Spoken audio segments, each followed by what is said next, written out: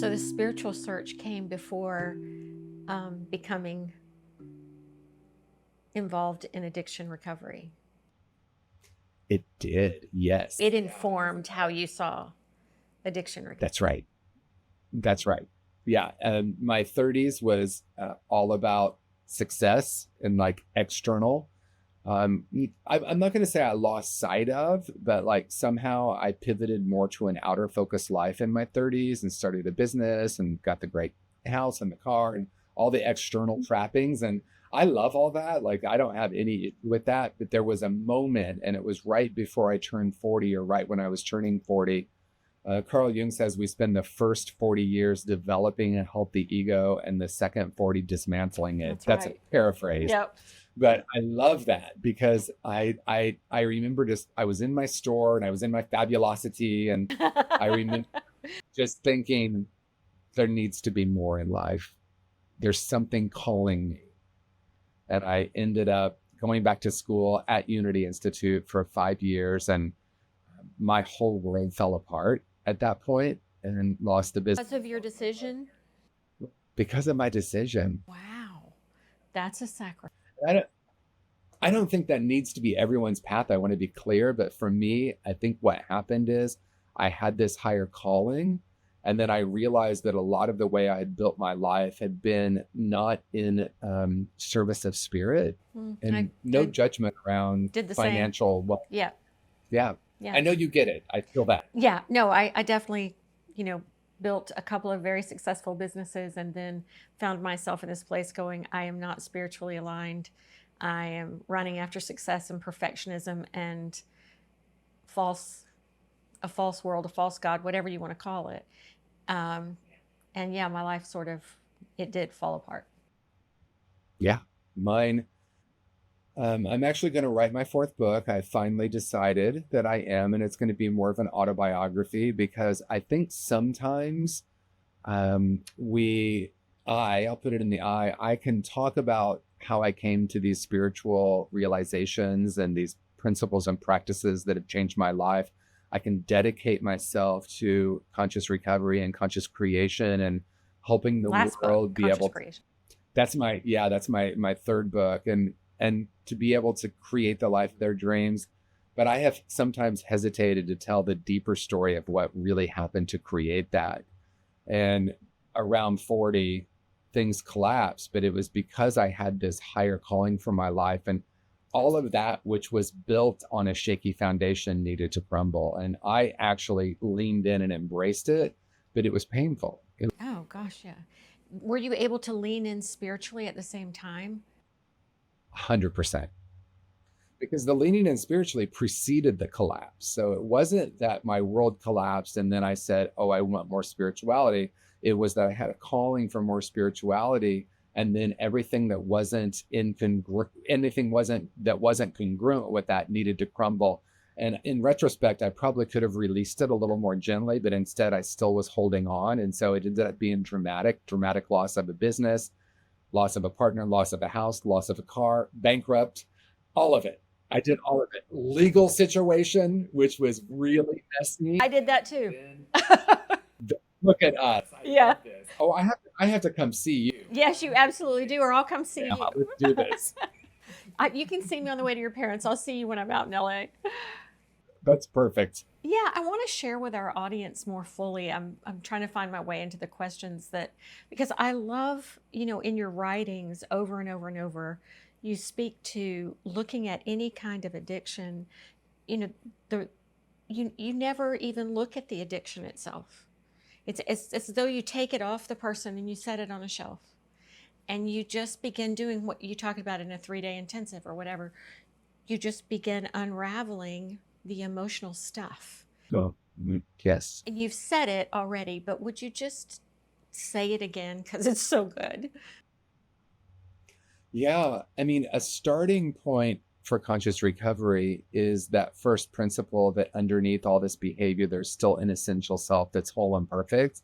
If I can encourage someone to look at the possibility that maybe, you hear my language, like maybe, just maybe, there's this place because I've identified, and in my experience, the root causes of addiction are unresolved trauma, spiritual disconnection, and toxic shame. So the unresolved trauma that people might not want to look at, and we can go back to like a lot of men are taught just to man up. So that's a conversation. But this disconnection, and when we think about spiritual disconnection, it could easily get, well, it gets interpreted through one's own lens. It can mean a lot of different things to a lot of different people. All are valid. It's important to say that. I learned a long time ago that my spiritual beliefs don't actually matter in working with a client. It's more about what it means to them, because spirituality. That's interesting that your personal spiritual beliefs don't matter in working with the client. It's how they perceive them. It's how it matters to them. Yeah, because I've worked with clients, and when conscious recovery came out, I didn't know who the audience was going to be. And I have found kind of surprising, I guess, maybe surprising, like people who are very Christian love it, people who are atheists love it, people who are on a Buddhist path love it. And there's people who do 12-step love it, people who are anti-12-step love it. And I'm like, okay, what's going on here? And I think the what's going on is, for me, spirituality actually isn't about belief. Belief can be a part of it, but it's actually an experience of our true nature. And I think that's the great, that's the place where we all meet, whether, we're Christian or Buddhist or none of that, or atheist, or we love, God, to talk about God, or actually, like, I'm triggered by that word, a place where we meet, where it's, do you remember who you are? Do you remember coming into the world? And if you can't remember, because I have worked with clients who say, I don't ever remember being happy, I invite them to look at an infant. Are you going to look at that infant and say, you're a little broken human? And I know some religions teach that we're born original sinners. So some people have to unravel that. But like, I don't think it's possible to look into the eyes of an infant and see them as broken. Yeah. And so to be able to frame it in that way, and then to ask someone, did you come into the world you were an infant, so that must have been who you are. And so I'm spending some time on that, because when we start there, then we can start to look at all the stuff, the shame, the disconnection, and the trauma that we've experienced that, to me, take us away from who we really are. That's a very different framework than what's wrong with your behavior and symptoms, and how do we change that? Yeah, absolutely. I think I talk a lot about this because it's my personal experience. When I went through the whole business collapse, shuttering a business, being in legal battles, I had so much shame around that. And it happened because of fraud. But as a woman, I think we put a lot more on ourselves as entrepreneurs, because you're told, oh, you can't make it, you're a woman, you won't be able to do this by yourself, or, all of that that comes forward. I had shame about letting down, those who had believed in me, investors, stores who invested in my product, clients who believed in me. I had such shame as a creative that I had let that, and I just had never really had a business failure. I didn't know what that looked like. And I saw people who could bankrupt and walk away and be okay. And I was sitting in I know Brene Brown says something to the effect of shame is that thing that keeps you in isolation and, forces so much self-judgment so that, it's almost impossible to get through it when you sit in it. And so I was in that shame bucket, like I was mucky with it. And then my husband took his life. So coming into that suicide, carrying the shame, because they happened within, a fairly short amount of time. That was an interesting walk out and really pivotal to my spiritual path. Yeah. Yeah, the shame, attacking the shame, the toxicity of shame. I love that you. What? Yeah. And the way I describe shame is, it's like swimming in oatmeal. Like, no matter what I do, I can't get through it. Yes. I feel immobilized, and we could call it depression, but the deepest experience of shame to me is at our core. And obviously, this is the definition of shame, is we feel broken. Not that I've done something like, one could lose a business and say, okay, I made these mistakes, or I did this. And like in my case, I made a decision out of fear to sell it to my friend, and my friend started drinking again and stole a bunch of stuff and then blamed me. So like there's a lot more to it than that, but I did make a decision out of fear to sell it to him. So I have to acknowledge that. So if it's only guilt, like, oh yeah, that was not smart. I could have listened to my intuition, but instead I went into shame as well. Like I'm a bad person because I did this. Something's wrong with me. I am 20 years sober. Here I am in school to be a spiritual teacher, and all of this is happening. And I spiritually, I could see the perfection in it because I knew that there was, we call it chemicalization in New Thought. Chemicalization is just when two things interact and one needs to dissolve so something new can emerge. And the metaphor is, as I realized my path is to be a spiritual teacher, whatever that means, and I didn't know yet what it was going to mean, all of that was unlike it needed to dissolve. And again, it was very dramatic, and I did go into shame. And the way we heal shame is very different than the way we heal guilt. We heal or fix or, assuage guilt by changing our behavior, by making amends, by apologizing, by paying the money back, whatever it is. Some agency. Not eating anymore, Yeah. All behavior. But shame is completely different. Shame is, I need to find a safe place to share and a place of vulnerability.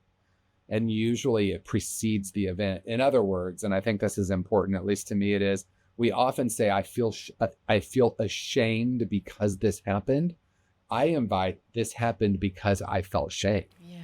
Because I felt shame, like I made this decision based in fear to sell this business. Shame was, I feel like I can't let anyone know this new business isn't successful. Shame is, I don't want anyone to see my vulnerabilities. Yeah. And yet the way we actually heal the shame is through those vulnerabilities. So it's interesting that we're talking about this as I'm beginning to think about putting all this down in a book. Yeah, you're causing me to therapize myself as we over again, because that is, I haven't thought about it that way, and yet you're exactly right. It's the shame that comes first for the decision that you make that then you're ashamed of. But no, I get it. That's right. And that's a shame spiral. It's a shame spiral. And we interrupt that shame spiral. Yes, we change the behavior. I think sometimes the mind is like, it's either this or that. I'm not saying I don't need to be accountable for my decisions. I still have some things I'm paying back. And that was many years ago, right? Because I just decided I'm going to take it. I just decided I'm going to, in good conscience, take the hit for this instead of blame my friend. Yep. Yeah. And my lawyer's like, people don't do that. I just said, you have two choices, throw him under the bus or yourself. And I said, well, if those are my two choices, let's go. Because I need to live with myself for the rest of my life. And he ended up, I got a call, and this is very timely. And I guess I'm not surprised this is coming up, but I don't know if I've ever shared this on a show. And I got the call that he had died by suicide a couple of years later. But here's the part that's wild. A week later, they said, no, that's not true. He's alive. And so like it was this false report. And then 6 months later, he died in a car accident. Oh, that's just, oh. And he was one of my closest friends of 25 years. And we didn't actually ever heal it. But I healed it because I knew if I threw him under the bus to save myself from this legal thing or paying back the money or whatever happened, I knew spiritually that I couldn't do that. And there's a lot of projection, and his couple of his friends still think I did what they accused me of. And I know that the truth is I'm the one who puts my head on my pillow, and I can't build a foundation for writing books and being a spiritual teacher if I would have done that. So when I got the news that he passed, I had only love for him. And that's, to me, the greatest gift. You had gone through the whole forgiveness cycle and healing. Oh, that's amazing. That's amazing. When you were going through that and you were 20 years sober, was there any desire to drink or drug again? Never a desire. Wow.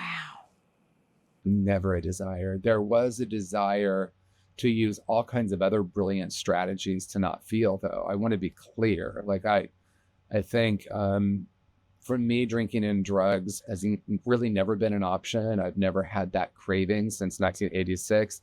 But there are all kinds of ways that we can use to escape. And I have used all of them. Shopping. Oh, yeah. All of it. Like there's anything external, right? Numbing out. I mean, the deeper work, and we haven't really gotten to this, but the deeper work is always doing work. It always includes healing that younger self. So my deeper work is healing that little 7-year-old, that little, I remember when my nephew turned 7 and I looked at him and just, God, he's an angel. Yeah.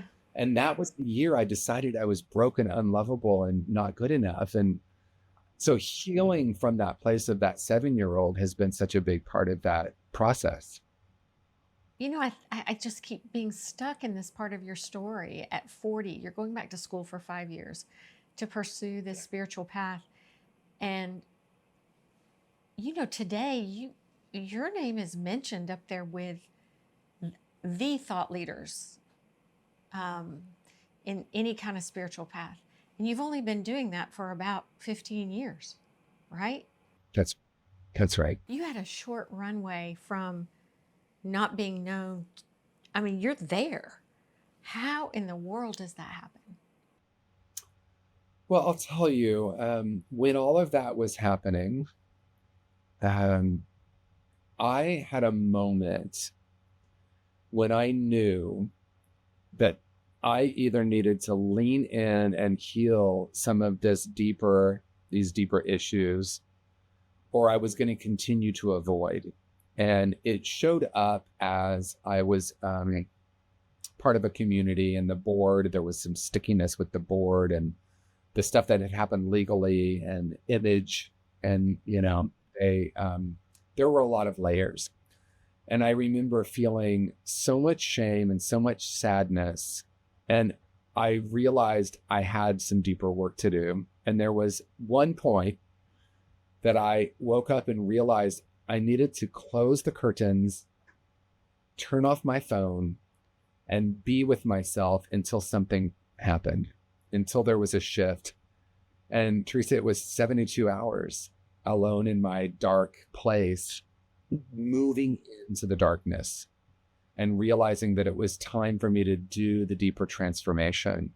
And it was in that process that I came out only feeling love for this board, for this community, for myself, for my friend. People said, well, he betrayed you, and living in that. And there was just a shift. There was something that happened. And I write about this in Conscious Recovery. I went to India around that same time, and I sometimes get the year wrong. It was 2006. I went to India, and I had already started school. I was a couple of years into school because I graduated from that program, I think in 2008 or 9. And we went to India, and my friend Maureen, I love her. She's from Alabama, actually. My friend Maureen Bass from Alabama. Gosh. I just absolutely love her. And she lives there now again. So she said, we're going to Varanasi, India, which is said to be one of the oldest continuously inhabited cities on planet Earth.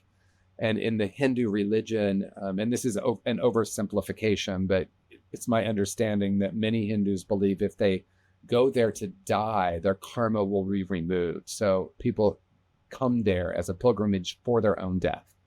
And so there's just a lot of death all around. And my friend Maureen said, you're going to feel the spiritual energy as you approach. And we were on our bus, and, cars can't go into this city. It's so old. So we got off the bus, and these two young, like maybe 12-year-old deaf boys guided us in. First, we were on bicycles, the rickshaws, and then we walked in. And as I got closer, I started feeling this tingling going up my arm, and I started opening, and this opening experience, we went out onto the boat.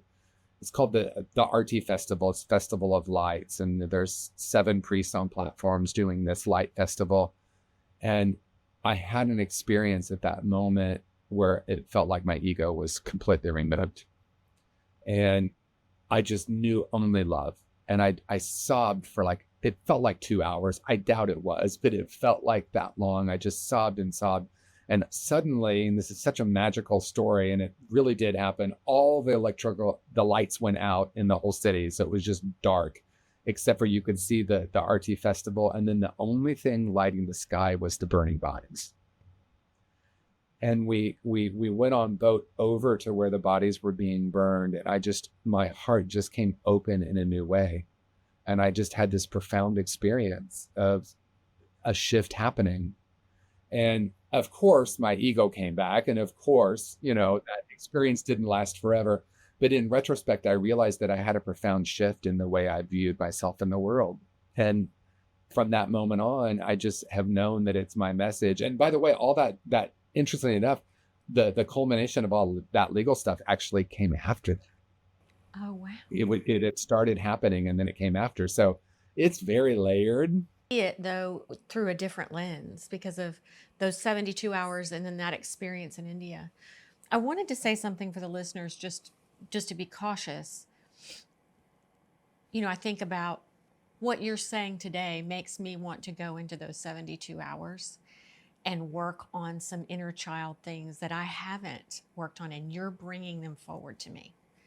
And I feel that as we're talking, and I want to cry really hard, and I want to go be alone, but I have to keep doing more podcasts today.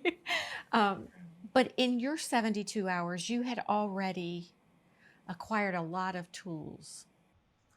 That's right. I'd been in recovery for 20 years. I'd been in therapy for many years. I'd been in spiritual community. I had been doing a lot of this work. So I think I really appreciate that you're bringing this to the conversation, because I was at a unique place in my journey where I knew I was ready. Yeah, so I would just a point of caution, not, to our viewers, because you're making me want to do that work, but let's know that if we go to that place, we go with someone who can guide us, or we know we've got the spiritual therapeutic tools to not go too far.